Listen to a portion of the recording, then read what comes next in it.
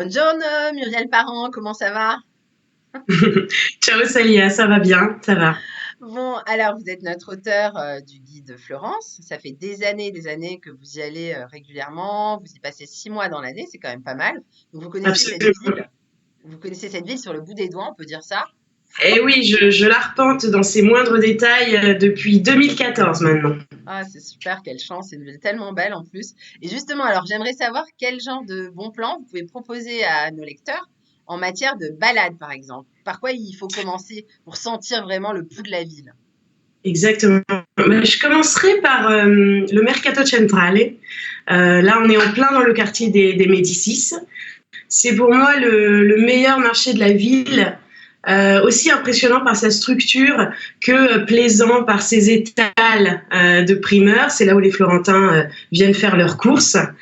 Et si vous avez un petit creux, il faut surtout pas partir de ce Mercato Central et s'en faire un tour au premier étage pour pouvoir faire une petite dégustation sur place. Là, il y a de nombreux stands gourmets qui vous attendent. Donc voilà, un endroit parfait pour moi pour commencer la journée et prendre le pouls de la cité florentine. Mmh. Et pour avoir une vue sur cette ville qui est quand même magique, avec une architecture incroyable, la plus belle vue qu'on peut avoir, ce serait où? Alors là, je prendrai la direction de l'Oltrarno, qui est le quartier de l'artisanat par excellence, sur la rive gauche de Florence, pour s'offrir une vue imprenable sur la capitale toscane.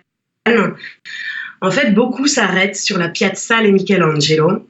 Et le bon plan, c'est de continuer à monter cette fameuse colline pour arriver à la basilique San Miniato al Monte. Là, vous aurez une vue imprenable sur la ville. Et pour les romantiques, à prévoir au soleil couchant. Mmh.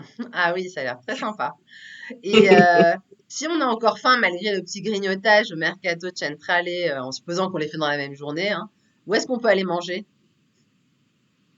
Alors, je suggère qu'après cette belle promenade, ce beau panorama, redescendre la colline, toujours dans le quartier de l'Oltrarno, et s'offrir en fait le Lampredotto. Car Florence est une ville qui se visite autant qu'elle se savoure. Donc là, vous arriverez à une petite place typique de ce quartier. Il faut aller voir Simone. Simone, dans son kiosque de rue, qui prépare le meilleur Lampredotto de la ville. Le Lampredotto, c'est quoi? C'est un sandwich aux tripes. Alors oui, ça peut en effrayer certains, mais c'est la spécialité populaire de Florence, la véritable tradition à tester absolument. Tout ça pour le doux prix de 4 euros. 4 € seulement. 4 euros. Et il y en a pour son argent. Mmh. OK. Après, s'il y avait, un endroit, disons, pour conclure la visite en beauté, ce serait où? Oui, alors là, je dirais un endroit plus original, vraiment pour découvrir aussi la Florence moderne, car c'est une capitale toscane qui bouge. C'est un nouveau lieu qui a ouvert ses portes cet été. Il s'agit d'une ancienne usine de tabac située près du parc des Cascine, à l'ouest du cœur historique. Cette ancienne usine de tabac qui s'est métamorphosée en un spot ultra branché, avec expo, clubbing, concerts, cinéma en plein air. C'est vraiment un endroit atypique à découvrir où vous êtes assuré de passer une belle soirée. Mmh. Oui, ça a vraiment l'air, très cool et très Ouais, tendance. ouais, absolument. Et s'il y avait un incontournable à faire en ville, ce serait quoi? Difficile de choisir, Célia. Il y a tant de choses à voir dans cette ville berceau de la Renaissance.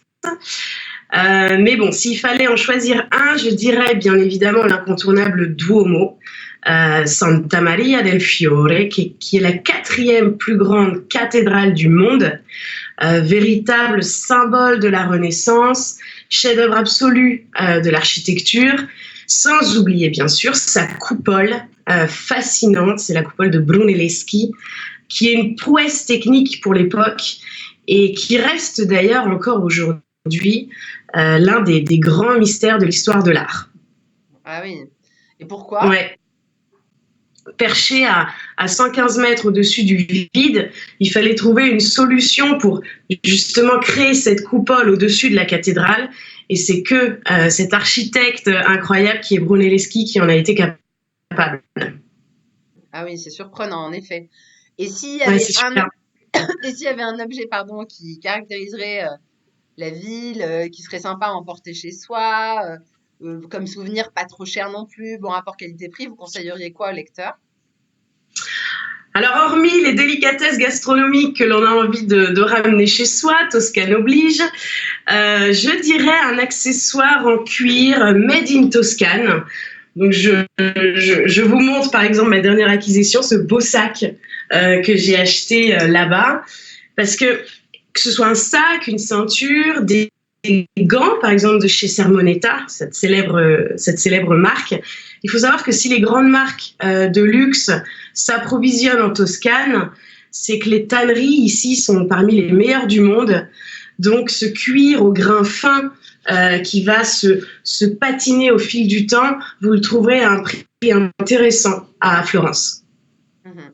Donc, c'est vraiment le bon plan, quoi. C'est le bon plan, ça fait partie des objets à s'offrir et des beaux souvenirs à ramener de cette ville. Mhm, très bien. Bon, grazie mille, Muriel. Et puis, Dîner. bah, arrivederci, comme on dit. Ciao Célia, à bientôt. Ciao.